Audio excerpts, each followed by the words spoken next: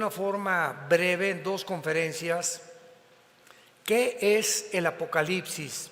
Esta es la segunda parte y es un estudio muy importante, muy necesario, y le he pedido a Dios mucha sabiduría en oración para que pueda yo expresarme con las palabras más comprensibles que ustedes puedan recibir para entender. Esta fue la característica más grande de Jesucristo como maestro, que ha sido el gran maestro de maestros. Y tú vienes a los evangelios y encuentras un lenguaje, los árboles, las semillas, el agua, el luégano, la lechuga, los pájaros, puras palabras sencillas, clarísimas, que hasta un agricultor, un ranchero podría entender. Ese fue el lenguaje que Jesucristo usó. Sin embargo, detrás de este lenguaje tan hiper sencillo, como las parábolas y todo lo que Jesús dijo, yo soy el pan que descendió del cielo, yo soy la luz del mundo, se encontraba escondido detrás de estas palabras la sabiduría de Dios. Y así rápidamente puedes tú comenzar a estudiar Mateo 13, la parábola de las semillas. Un sembrador salió y sembró, una cayó junto a la tierra, vinieron los pájaros, se la llevaron, otra cayó entre los espinos, otra entre las piedras y otra cayó en buena tierra. Y toda la audiencia que Cristo tenía no entendían o se oían como un cuento para dormir a un niño.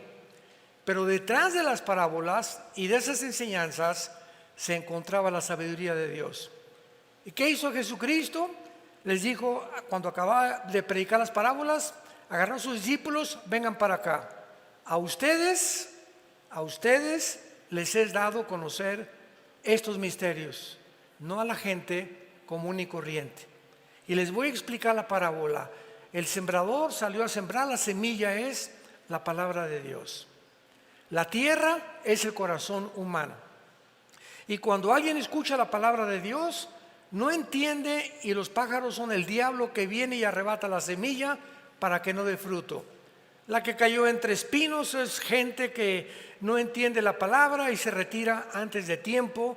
La que cayó entre las piedras son personas que por el afán del dinero, el afán de la vida y las riquezas engañosas abandonan el camino y ahogan la palabra.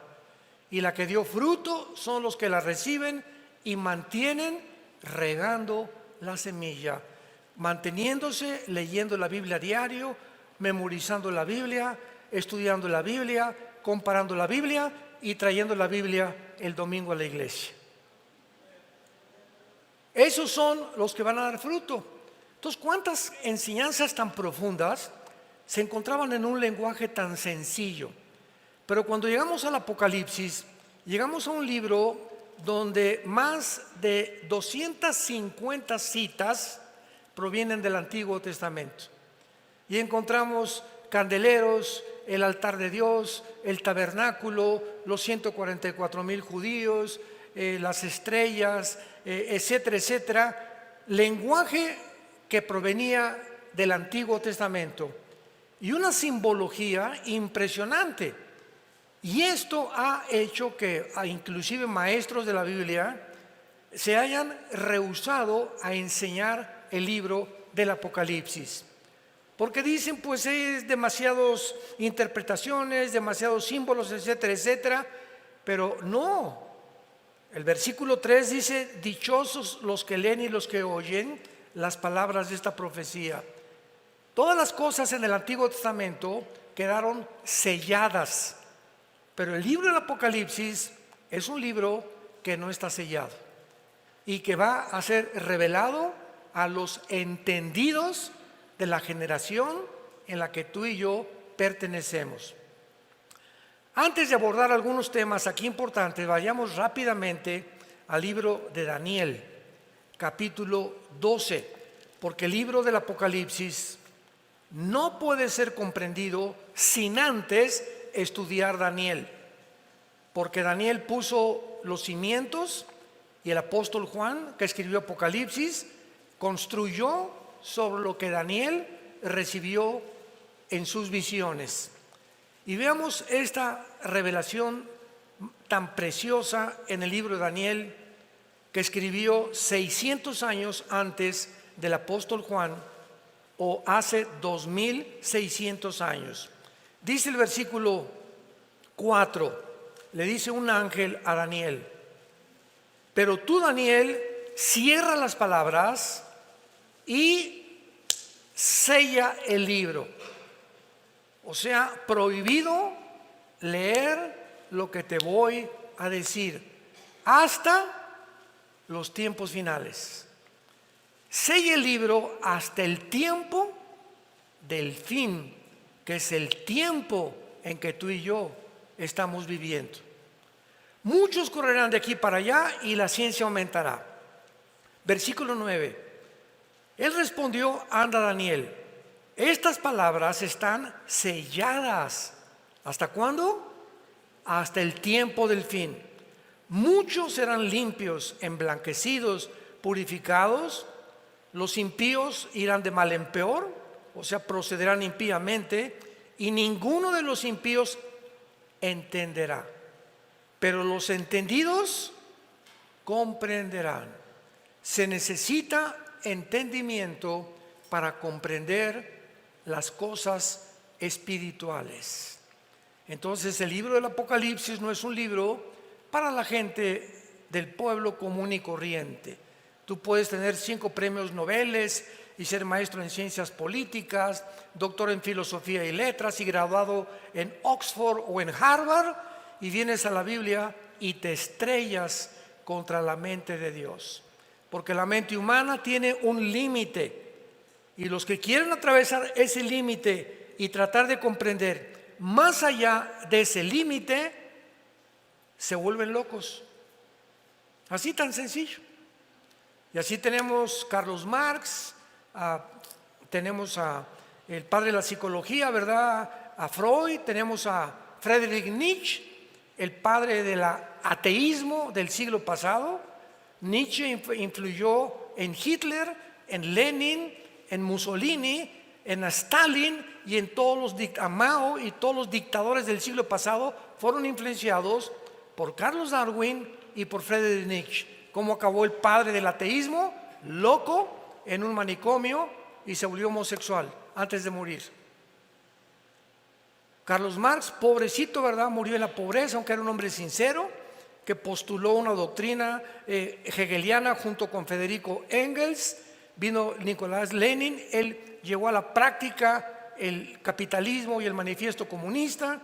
Después lo absorbió Lenin, y después lo absorbió, José Stalin, y después vino la Segunda Guerra Mundial con Mussolini, el loco, Hitler, otro psicópata, y todos estos hombres quisieron ser guiados por supuestas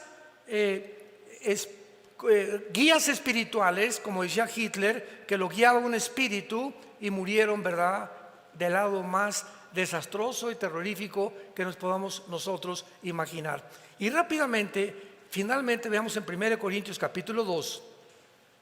Estos versículos nos dan un cimiento para que ustedes entiendan lo que les estoy tratando de comunicar. 1 Corintios 2, versículo 6.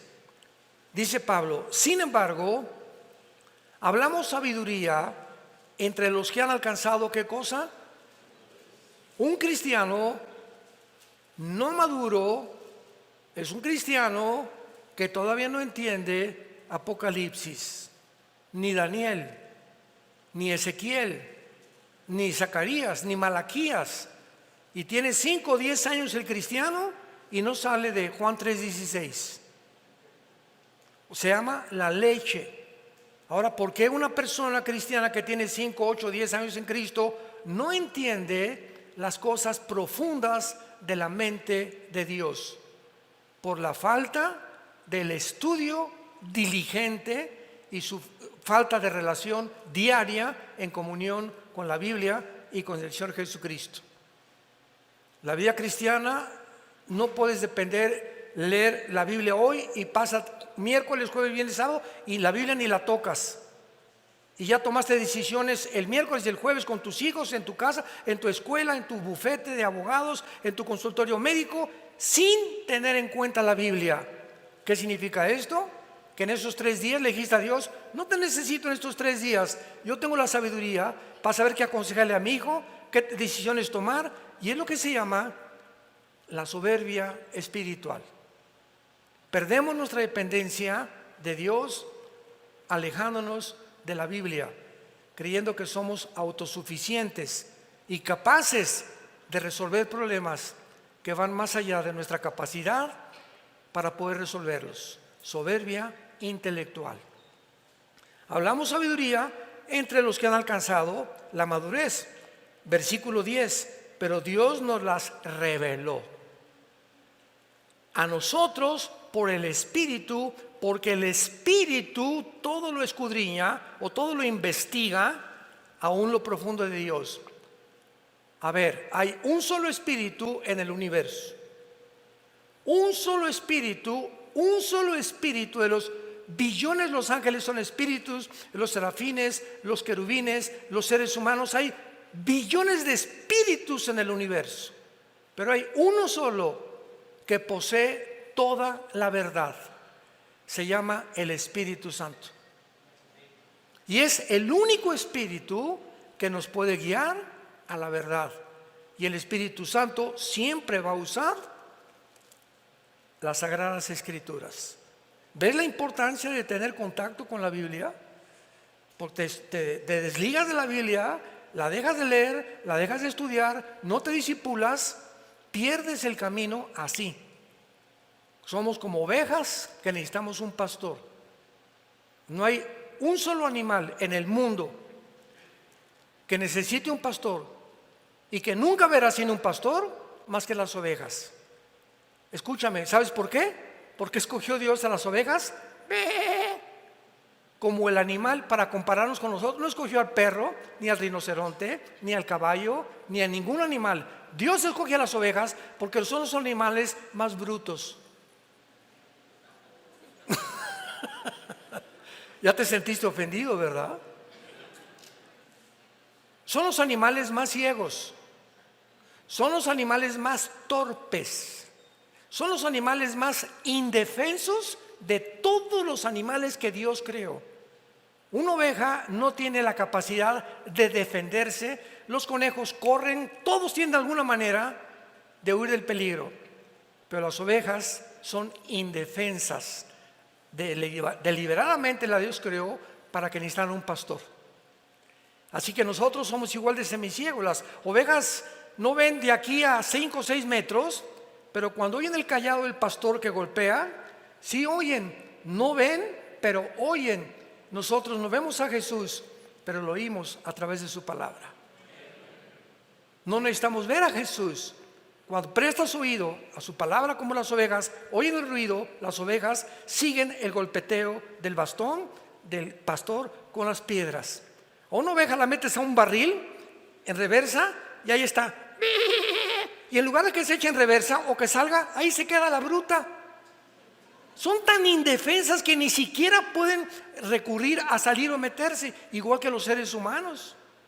Tengo un problema, voy al psicólogo, la doctora Corazón, Walter Mercado, los astrólogos, espiritismo, un chamán, un brujo. Somos tan tontos de creer que hay alguien en el mundo que nos puede ayudar, menos Dios.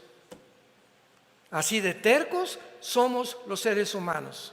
Ahora entiendes por qué solo el Espíritu, que conoce las cosas profundas de Dios, es el que te puede guiar a la verdad.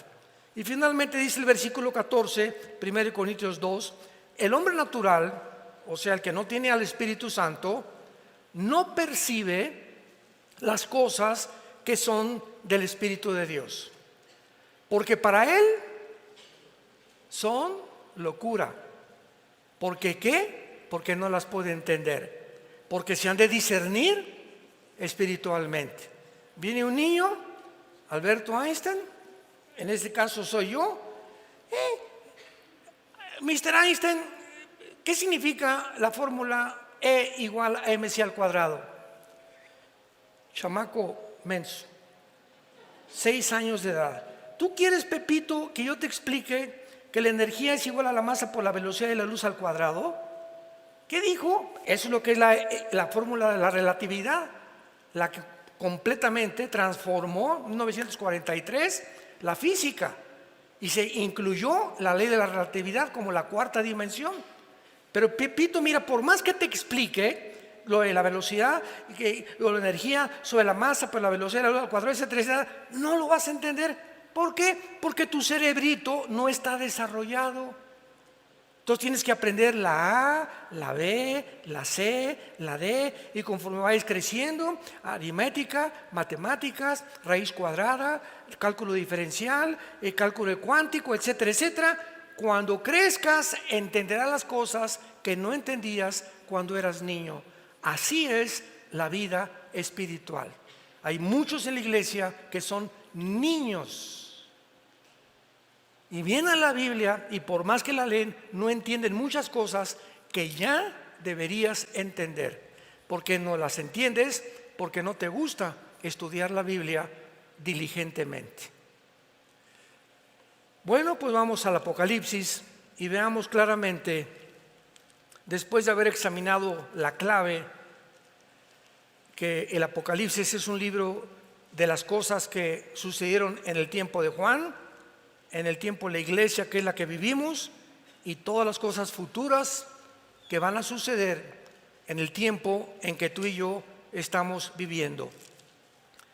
En el capítulo 6 del Apocalipsis se inicia después de la iglesia que ha sido arrebatada al cielo el derramamiento de los sellos de Dios. Vean esto, antiguamente, voy a tomar una hoja más simple, una hoja. Antiguamente no había o no se escribía como se escribe actualmente. En el capítulo 5 del Apocalipsis se describe a Dios con un rollo. Y de repente un ángel proclama en el universo: ¿quién es digno? Y un rollo sellado con un sello, 2, 3, 4, 5, 6, 7 sellos. Antiguamente, si yo le quería mandar un mensaje a mi patrón o a mi compadre o a alguna persona, le ponía una cera y en el anillo personal de mi familia lo ponía así, que sellaba, y cuando recibía la persona, mi destinatario, el rollo, sabía que venía de mí y que no era una falsificación. Entonces se sellaban las cartas con sellos de cera. Entonces se describe a Dios con un libro o con un papiro sellado 7 veces. Pero se proclama en el universo: ¿quién es digno en todo el universo? ¿Será la Madre Teresa? ¿Abraham? ¿Isaac? ¿Jacob? ¿San José? ¿Cirindano? ¿San Clotilde? ¿San Agustín? ¿Habrá alguien en los querubines, los serafines, que puedan desatar los sellos? Y se contestó: no hay nadie en el universo digno de abrir los sellos que contienen los 21 juicios de Dios sobre el mundo en el tiempo futuro que estamos viviendo. Y finalmente el apóstol Juan, que estaba viendo toda esta escena en el cielo, dice: pero vi uno como el Cordero de Dios, que se acercaba al trono de Dios, y el Padre le entregaba a Jesucristo, ya resucitado, por haber vencido la muerte, vencido a Satanás y vencido el pecado. Él es el único digno de que pueda desatar los sellos. Y dentro de los 7 sellos se encuentran 7 trompetas y 7 copas. Así que los 7 sellos contienen todos los juicios de Dios, y se abre el primer sello, capítulo 6, versículo 1, un caballo blanco, que simboliza la entrada del anticristo pacíficamente al mundo, convergiendo con Daniel 9:27, confirmando un pacto con los judíos para poder durante 7 años garantizarles a los judíos la protección de sus enemigos. Así comienza la tribulación. La tribulación no comienza con el rapto de la iglesia. El rapto de la iglesia puede ser hoy, en la noche, mañana, dentro de un mes, y puede pasar entre el rapto de la iglesia y la confirmación del anticristo 1 año, o 6 meses, o 3 años. O sea, el rapto no es así y después inmediatamente al otro día comienza la tribulación. Puede haber un periodo intermedio entre el rapto y el inicio de la tribulación, donde todavía Dios continuará después del rapto otorgando su gracia para que muchos acepten a Jesucristo, que entrarán a la tribulación, desde luego, y posiblemente sean bastantes de los 144,000 judíos sellados que aparecen en el capítulo 7. Entonces Cristo quita el primer sello y aparece un caballo blanco. Noten ustedes que tenía un arco, pero con corona y sin flechas. Y si leen Daniel 8, 23 y 25, dice Daniel antes de Juan que cuando el anticristo se manifieste, se va a manifestar como un pacificador, resolviendo problemas enigmáticos, resolviendo el problema del clima, el problema de la pobreza, el problema de la economía, el problema de Europa, tal vez el problema entre Rusia y Ucrania, pero va a ser un mago de maldad, con una sabiduría diabólica, que el mundo no va a tener más que aceptarlo como tú eras la persona que necesitamos como líder en el mundo, y se convertirá en el final dictador mundial. Sin embargo, a los 3 años y medio va a violar esto, y dice el versículo 3: el segundo sello, vi un caballo bermejo. Inmediatamente el anticristo declara la guerra, y ahí comienza los últimos 3 años y medio, o la gran tribulación, porque los primeros 3 años y medio es la tribulación, y los segundos división 3 años y medio son la gran tribulación. Comienza con la guerra. La invasión de Putin a Ucrania no desatará la tercera guerra mundial. La tercera guerra mundial lo retrata Apocalipsis 16 del 2 en adelante, que se llama el Armagedón. Cuando los reyes del oriente, Siria, Irak, tal vez Rusia, Corea del Norte, la India, van a formar parte de esta coalición, van a atravesar el río Éufrates, que por cierto ya se está secando, para dirigirse a Israel, al Valle del Megido. Ahora que muchos nos van a acompañar en junio a Israel, vamos a ver el Valle del Megido. Napoleón Bonaparte dijo cuando estuvo ahí: este lugar seguramente lo ocupará la tercera guerra mundial. Es un valle inmenso, el Valle del Megido, que se llama en Joel 3 el Valle de Josafat. Entonces ahí va a ser la tercera guerra mundial. Para que la tercera guerra mundial se realice faltan 2 o 3 guerras más, que tal vez nosotros vayamos a ver. Es posible que este año veamos una guerra de carácter nuclear, no que desaparezca el mundo, pero varias naciones pueden comenzar ya a eliminarse del mapa o del mapamundi humano, y posiblemente, ¿verdad?, sean un conflicto que pueda desatarse principalmente en el Medio Oriente, porque para que el anticristo surja, Estados Unidos tiene que desaparecer. Y ahorita las 2 potencias que se han enfrentado son Rusia, apoyada por Irán, apoyada por Rusia, apoyada por Siria, apoyada por Irak. Putin tiene todo el apoyo de todas las naciones musulmanas, tanto de los chiitas como de los sunnis, y de casi 8 o 10 naciones del Medio Oriente en contra de Estados Unidos y del ejército de Europa, que es la OTAN, que se formó en 1947 para impedir la propagación del comunismo hacia el norte y el oriente de Europa. Así que ahorita hay un conflicto entre Oriente y Occidente. ¿Quién va a ganar de esta guerra? A fuerza, Rusia o manda bombas a Estados Unidos, y Estados Unidos no tiene la capacidad de detener las bombas de Putin o de Rusia por la siguiente razón. Escuchen con mucha atención. Cuando cayó el comunismo en 1991, Estados Unidos se engrandeció y se ensoberbeció. Ya el comunismo fracasó, ¿ya lo vieron? Ahora el capitalismo, como les hemos dicho, la libertad, el libre comercio, el libre mercado, ¿verdad? La democracia van a triunfar. Y hasta Rusia algún día, que ya vio que el comunismo no funciona, va a ser democrática. Pasaron no ni siquiera 10 años y comenzó el siglo XXI cuando nombraron al exdirector de la KGB, Putin, como presidente de Rusia. Y Putin surge como exdirector de la KGB como el estratega militar número 1 de la humanidad. Ese chaparrito peloncito que tú ves, que es judoka, cinta negra en judo, y que 3 veces a la semana se mete un agua con hielos y que tiene una condición física extraordinaria, es el estratega militar número 1 en el mundo. Y entonces invade Ucrania porque ve que están rodeando la OTAN a Ucrania con tanques de guerra, y el día que llegaran los de la OTAN a poner misiles en Ucrania apuntando a Moscú, se acababa Rusia. ¿Por qué? Porque en 15 minutos un misil de Ucrania a Moscú llega en 15 minutos y acabarían con Rusia. No lo iba a permitir Putin.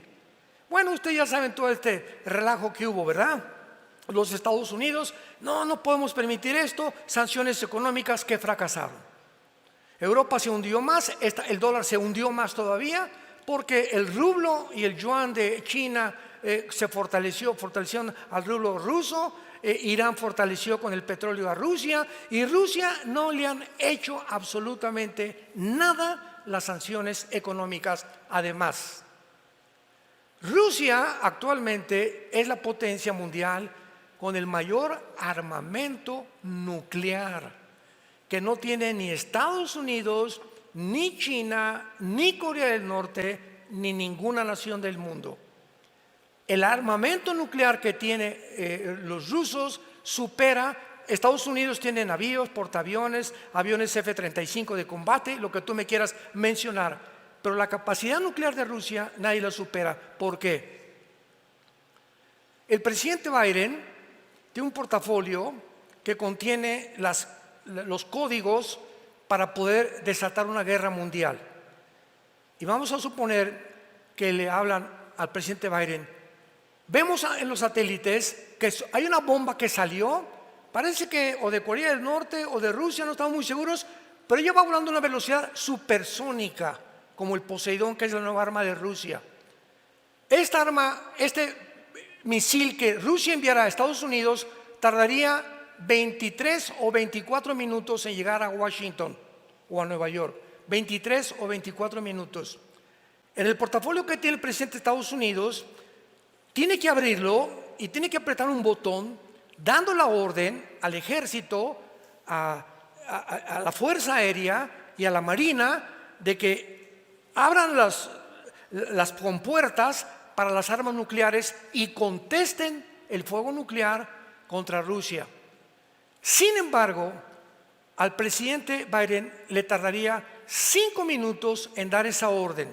Desde el momento que le comunican, abre el portafolio, le dan el código, porque él no tiene el código, es un general que siempre lo acompaña, y ya con el código, y más que ahorita ya el presidente Biden está medio senilidad mental, ¿verdad? Ya tiene reacciones que ya no son normales.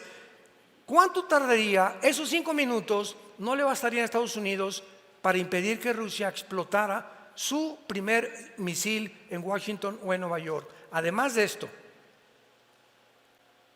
Rusia tiene un submarino que se llama el Poseidón, que no lo tiene nadie, ninguna armada del mundo entero. Este submarino es indetectable, no se puede rastrear, porque casi todos por medio de ondas del sonido pues se detectan, ¿verdad? Hay 5 submarinos Poseidón en el Atlántico apuntando a Washington y 5 en el Golfo, en el mar Pacífico apuntando a Los Ángeles y a todo el área occidental de Estados Unidos. Estos submarinos, Estados Unidos ahorita no sabe dónde están. Así que de cualquier manera que sigan arrinconando a Putin, porque también es un monstruo, ¿verdad? Porque te han hecho barbaridad y tremenda. No estamos defendiendo a nadie, estamos presentando la realidad. En el momento en que él decida, borra Estados Unidos del mapa en medio minuto. Solamente neutralizando Washington y Nueva York, se acaba la Casa Blanca, se acaba Estados Unidos. La bolsa de valores desaparece, desaparece la Casa Blanca, desaparecen los senadores, desaparece todo el movimiento político y económico de la nación que hace más de 75 años ha tenido el liderazgo mundial. Y esta es la guerra que el anticristo desarrollará. Estados Unidos no puede permanecer si el anticristo va a surgir como el próximo líder mundial. Él no puede tener competencia. Rusia aparece en Ezequiel 38, la China aparece en Apocalipsis 9 y en Apocalipsis 16. Así que sabemos, de todas esas naciones ahorita, los que van a sobrevivir va a ser Irán, va a ser Turquía, va a ser la Rusia, va a ser la China y las naciones del Medio Oriente. Europa y Querétaro se borrarán del mapa. ¿Por qué lo digo esto? Vayamos en Apocalipsis 6, versículo, a ver el cuarto sello. Apocalipsis 6, versículo 8. Veamos lo que hace 2600 años profetizó la Biblia. Y todo tiene una conceptualidad, un sentido común, una lógica tan grande. Cuando unimos las piezas de todo lo que está pasando, no hay ninguna pieza suelta, no hay coincidencias en la vida. Todo forma parte de un plan perfectamente bien planificado, desarrollado, estratégicamente elaborado, que la Biblia se adelantó para revelárselo al pueblo de Dios. Para que nosotros no estamos en tinieblas. No tenemos por qué vivir en inseguridad. ¿Y si el dólar se cae? ¿Y si el peso? ¿Y si esto? ¿Y si el otro? ¿Y qué? No te dejaré ni te desampararé, dice el Señor. ¿No se acuerdan del desierto? 2 millones de personas los mandé a un desierto, sin Oxxo, sin Walmart, sin Plaza Atenea, sin zapaterías, sin agua, sin ropa, sin sastres, sin costureras. Casi 40 años. Deuteronomio capítulo 8. Y los afligí para probarlos y demostrarles que en medio de un mundo completamente como es el desierto, la vida de un desierto, donde puras lagartijas tienes todos los días para ver nada más, ni televisión ni nada, su vestido no envejeció, sus pies no se hincharon, porque yo soy Dios que los sostengo con la diestra de mi poder. ¿Por qué tenemos miedo, pueblo de Dios? Pase lo que pase. Si Él sostuvo tanta gente sin nada, ahora pase lo que pase en el mundo, Dios tiene más poder todavía, porque su Hijo resucitó entre los muertos y vive dentro de ti. Y nos dejó su libro para que pudiéramos aprender de este libro las maravillas que nos esperan en este mundo después que todo desaparezca. Dice Apocalipsis 6, versículo 8, miré un caballo amarillo, léanlo con mucha atención, y el que lo montaba tenía por nombre Muerte, y el Hades, o sea, el infierno, le seguía. Y le fue dada potestad sobre, ¿cuántos? La cuarta parte de la tierra para matar con espada, o sea, con guerra, con hambre, que es el resultado de las guerras, con mortandad, que son pestes, y con las fieras de la tierra, que se vienen de la selva a las ciudades por falta de comida, acabar con los moribundos y con los muertos. ¿Cuántos habitantes hay en el mundo ahorita? 8,000 millones. Le quitamos la cuarta parte, ¿cuántos son?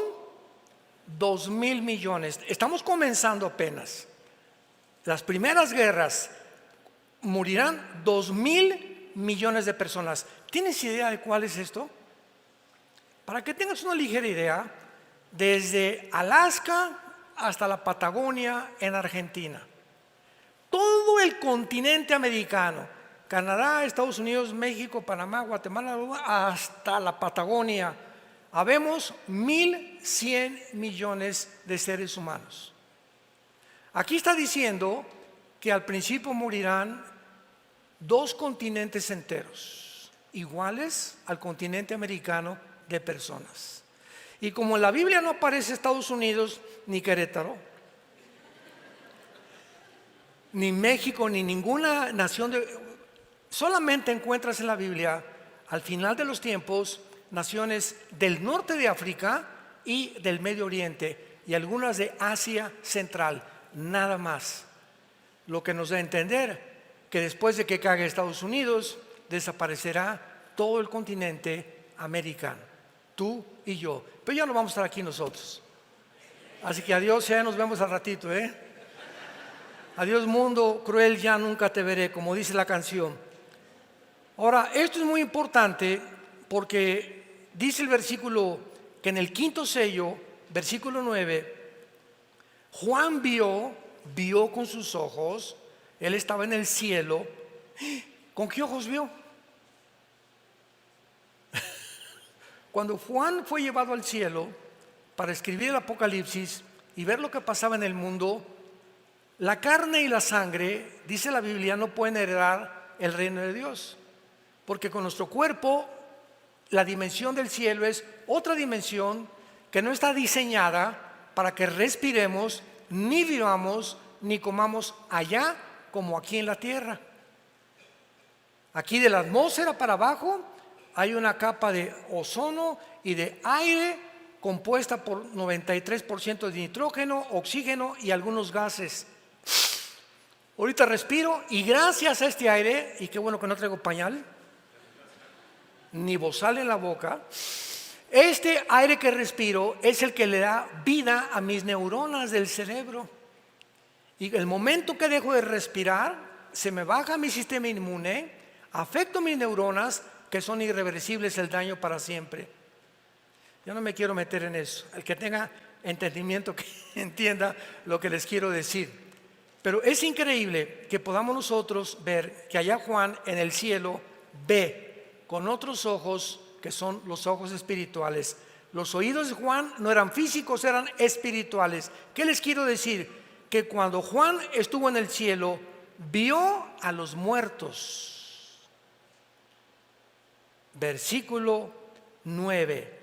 Vi bajo el altar las almas de los que habían sido muertos por la palabra de Dios y por el testimonio, o sea, los mártires. Cuando morimos, no hay reencarnación, no hay purgatorio, no hay limbo, inventos de los seres humanos y de las religiones. Tú te mueres hoy en la noche y acabó para toda la eternidad tu futuro, y serás condenado o vivirás con Jesús en el cielo. No hay lugares intermedios, no hay tiempo de arrepentirte ya, ni de pedir perdón. Se acabó el tiempo de la gracia. De Dios nadie puede ser burlado. Por eso cuando oigas su voz, no te endurezcas. Hoy es esta tarde, a muchos Dios le está hablando para que se arrepientan de sus vidas y vengan a la cruz. Antes que salgas por esa puerta, Dios no lo quiera, que hoy mismo te mueras, o mañana, o pasado, y por tu endurecimiento te condenes eternamente en el infierno. ¿Qué les quiero decir con esto? Que al morir la conciencia no se pierde. No hay tal cosa como que cuando dicen que duermen los muertos, duerme el cuerpo. Pero cuando te mueres, se sale tu espíritu, se sale tu alma, tu cuerpo lo pueden cremar, no importa que lo cremen, de todas maneras los gusanos se lo van a comer, o echan el polvo en la tierra o en el mar, si te entierran tampoco importa. Por eso el cristiano nunca va al Día de Muertos a llevarle mole ni flores al muertito. ¿Se acuerdan del chiste de la India María? El Día de Muertos, llegó la señora Pompidou con su ramo de flores y vio a la India María en el cementerio. India bruta, ¿cuándo crees que se va a comer el mole tu muertito? Y le contestó la India María, ¿cuándo venga el suyo por las flores? O sea, qué absurdo, ¿no? Ya sea que mole o comida o flores, llevarles a los muertos, no hay nada ahí. Están completamente, un cristiano jamás regresa al cementerio. ¿Ok? creemos que no hay nada ahí. Ya están en el cielo condenados tus parientes o tus amistades. Nada, o sea, es paganismo. Y cuando morimos, sigue siendo Jorge, sigue siendo Carmelita, sigo siendo Armando. Vamos a mantener la conciencia de lo que éramos, tanto en el infierno como en el cielo. Miren lo que dice el versículo 10. Estos muertos estaban platicando con Dios, o sea, había un cuerpo temporal. ¿Con qué? Con cuerdas vocales, porque las cuerdas vocales de Luciano Pavarotti, cuando murió, se quedaron y lo enterraron. Cuando murió tu abuelito y tu tío, su cerebro se lo comieron los gusanos. Entonces el pensamiento no está en el cerebro, la memoria no está en el cerebro, está en otra dimensión que se llama la dimensión del espíritu, porque seguimos manteniendo la conciencia de quienes éramos y tenemos nuevas cuerdas vocales, nuevos ojos adaptados para la otra dimensión, pero seguimos siendo nosotros, pero con otro cuerpo. Estaban platicando con Dios y le decían a Dios: ¿hasta cuándo, Señor santo y verdadero, no juzgas y venga nuestra sangre en los que moran en la tierra? Y se les dieron vestiduras blancas y se les dijo que descansaran un tiempo hasta que se completara el número de los muertos que iban a morir, como ellos también. Vemos aquí rápidamente en los sellos al anticristo, vemos la cuarta parte de la humanidad. Es el inicio de la tribulación, que todavía no estamos en la tribulación, gracias a Dios. Y así vamos en Apocalipsis capítulo 13, el surgimiento del anticristo marcando al mundo. Este tiempo que pasamos de pandemia fue un ensayo. Se demostró que por primera vez después de la Segunda Guerra Mundial, los experimentos que hicieron con nosotros sobrepasaron a los nazis y a los fascistas que seguían a Mussolini en Italia. ¿Por qué? Porque el experimento con nosotros jamás se había hecho con los niños. Desde los nazis, que Mengele, el doctor de Hitler, abría a las mujeres y les querían poner ojos verdes a los que tenían ojos negros y querían mezclar el ADN con otras cosas, y fracasó el nazismo, gracias a Dios, pero querían crear una raza superior, y es lo que actualmente en el mundo se llama transhumanismo. Están tratando de crear una raza superior, porque si somos amibas y venimos de la evolución, ahora tenemos la tecnología y la genética para poder crear un ser humano que ya debemos evolucionar. Y ahora, como decía Elon Musk, el dueño del proyecto X y del Tesla, etcétera, etcétera, vamos a inventar un chip, meterlo intravenoso que llegue al cerebro y subir los pensamientos a una nube. y de la nube poder controlar a través de una computadora y del chip el cerebro de una persona, porque si quieres aprender japonés en 3 horas, en lugar de 3 o 4 años, lo puedes hacer. Si ya no quieres tener ira, envidia, celos, etcétera, etcétera, el chip va a comenzar a abordar ciertas áreas de tu cerebro para poder crear un superhombre y que ya no hay maldad en el mundo. Esto no es ciencia, esto es ciencia ficción. Yo le llamo marihuanadas. Estos son los científicos del siglo XXI,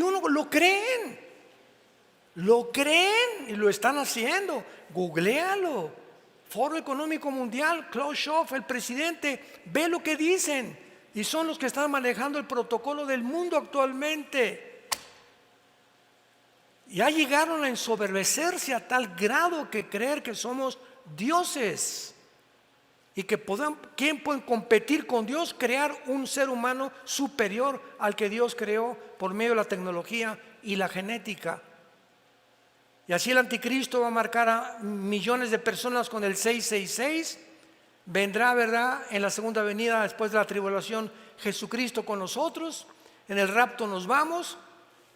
Pasan 7 años de tribulación, y mientras está aquí la tribulación, estamos en el cielo. 1 Corintios 3, del 10 al 12, 1 Corintios 15, 51 al 53, Romanos 14, 10. Estamos en el cielo con Dios, en el juicio de las obras, porque seremos juzgados ya no conforme a la salvación, sino a lo que hiciste mientras estabas tú y yo en el cuerpo, lo que hicimos o lo que dejamos de hacer, y los motivos por los cuales hicimos lo que hicimos para la obra de Dios. Y después de que seamos juzgados y entregar las recompensas, vienen las bodas del Cordero, Apocalipsis 19, y acabando las bodas, bajamos al terminar la tribulación del mundo con los ángeles de Cristo, Apocalipsis 19, a establecer su reino milenial, donde moraremos en el reino mesiánico prometido a los patriarcas y a todos los profetas del Antiguo Testamento, 1000 años. Al acabar los 1000 años, que va a estar Satanás atado, va a ser desatado otra vez la última rebelión y bajará la Nueva Jerusalén, Apocalipsis 21 y 22, al mundo, y en la Nueva Jerusalén entraremos a vivir para siempre con Jesucristo. Y dice Daniel capítulo 7 que muchos gobernarán otras galaxias, porque Dios creará cielos nuevos y nueva tierra. Muchos tendrán tronos. No todos los cristianos van a ser capitanes, ni coroneles, ni generales. Muchos cristianos seguirán siendo soldados rasos en la otra vida, porque eso es lo que quisieron ser. Pues yo de panzazo con que pase, pues ya, con eso me conformo.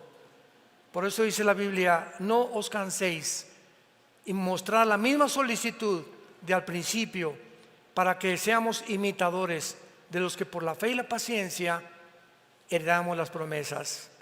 No somos de los que retroceden, porque muchos salieron de nosotros, pero no eran de nosotros. Porque si hubieran sido de nosotros, hubieran permanecido con nosotros. Pero muchos vamos a ver que van a salir de la iglesia porque nunca se arrepintieron, nunca fueron salvos, nunca fueron regenerados por el Espíritu Santo, nunca nacieron de nuevo. Eran religiosos nada más. Les gustaba oír, a Herodes le encantaba oír a Juan el Bautista y acabó cortándole la cabeza. Y las iglesias están llenas de personas en el mundo entero que no son salvas. Todas las iglesias hay la mitad de cizaña y la mitad del trigo. No todos los que tú ves a tu alrededor o atrás de ti o al lado o a la derecha son realmente cristianos. El tiempo lo dirá por la conducta, la forma, las palabras y su forma de vivir. Porque el que recibió a Cristo ha sido transformado internamente, se convierte en un mejor esposo, la esposa ya no es tan repelona con él, los hijos son más apasionados por amar a sus padres, los padres a los hijos. Mis negocios los manejo con honestidad, trato de vivir una vida tranquila, irreprensible delante de Dios. Trato de hablarle a la gente, a mi familia, de Jesucristo. Si tienes a Cristo y dices que eres cristiano, pregúntate, desde que te convertiste, ¿a cuántas personas has ganado para Cristo? ¿A cuántas personas les has hablado de Cristo en tu vida? Pregúntatelo, sé honesto, sé honesta. ¿Has hablado con alguna persona y la has guiado a recibir a Cristo en tu vida desde que te convertiste? Que dice Hechos 1:8, recibirán poder cuando venga el Espíritu Santo y me serán testigos. El Espíritu de Dios entra en nuestra vida para quitarnos el miedo de hablar de Cristo. Y nos enfrentamos a estudiantes, a ateos, a burladores, a familiares que te critican y todo, pero tenemos el valor de decirles: sí creo en Cristo, ¿y qué? Y les ofrezco una mejor vida, y en Navidad me paro y no me da vergüenza testificar a toda la familia: arrepiéntanse, Cristo murió por ustedes. Y estamos hablando a toda la gente que podamos, al panadero. Anoche fuimos aquí nos encanta venir aquí en Querétaro, al Zócalo, al centro, y venía gente, ¿verdad? Una que tenía asma, otro que nos hizo rapear, etcétera, etcétera, y por todos los otros repartiendo Biblias chiquitas y hablando de Cristo y repartiéndoselas a toda la gente. Y a toda la gente que podíamos, le hablábamos de Jesús, porque somos testigos de Cristo. Al elevadorista, a la que te lleva las tortillas, a tu chofer, al de la farmacia, dale un folleto, dale una conferencia, un libro cristiano. Habla, comunícate, transmite lo que Dios a través de nosotros quiere transmitir. Es tiempo que la iglesia despierte y que recordemos en qué batalla nos encontramos. Y en el Apocalipsis, que es la revelación de Dios, el plan de Dios termina y lo seguiremos entendiendo cuando tenemos realmente la pasión por seguir la verdad, apasionados por la verdad hasta el día de nuestra muerte. Te damos gracias, Señor, en esta tarde por tu palabra. Los cielos y la tierra pasarán, pero tus palabras permanecerán. Te damos gracias por habernos resucitado juntamente con Cristo, por haber permitido que muramos juntamente con Él, y porque ahora nos consideras sentados en el trono de tu gracia, formando parte de la herencia que tu Hijo Jesucristo recibió cuando resucitó de entre los muertos. Te damos gracias por tan grande amor en la cruz, porque Dios muestra su amor para con nosotros en que, siendo aún pecadores, Cristo murió por nosotros. El que no conoció pecado, por nosotros se hizo pecado, para que nosotros fuéramos hechos la justicia de Dios en Él. Él, despreciado y desechado entre los hombres, varón de dolores, experimentado en quebranto. Escondimos el rostro de Él, fue menospreciado y no le estimamos. Ciertamente llevó Él nuestras enfermedades y nuestros dolores, y nosotros le tuvimos por abatido de Dios. Como oveja delante de sus trasquiladores, enmudeció y no abrió su boca. Y todos nosotros, como ovejas sin pastor, nos salimos y nos perdimos en caminos tan diferentes. Mas en el amor que nos tienes, lo enviaste al mundo a recogernos, a meternos al corral otra vez de las ovejas, para ser pastoreados por Él, para que el bien y la misericordia nos sigan todos los días de nuestra vida, y algún día en tu casa, Señor, moraremos eternamente contigo. Si tú en esta mañana no tienes la seguridad de la vida eterna, ustedes que nos ven a través de la televisión también, pídele a Cristo entrar a tu vida por primera vez con estas palabras. Dile ahí desde donde te encuentras. Tal vez estás en la sala de un hospital, tal vez vas manejando tu coche, tal vez estás en la sala de tu casa, tal vez estás en alguna cárcel oyendo este mensaje. Dile: Señor mío y Dios mío, perdona mi vida, perdona mis pecados, porque creo que en esa cruz tu Hijo derramó su sangre para pagar por ellos, y que a los 3 días resucitó de los muertos. Y ahora, Señor Jesús, como creo que vives eternamente, te pido en este instante que entres a mi vida. Te recibo como mi Señor y mi Salvador, y el día de mi muerte moriré en paz, porque sé que me has dado la salvación para volver a verte físicamente, en espíritu y verdad.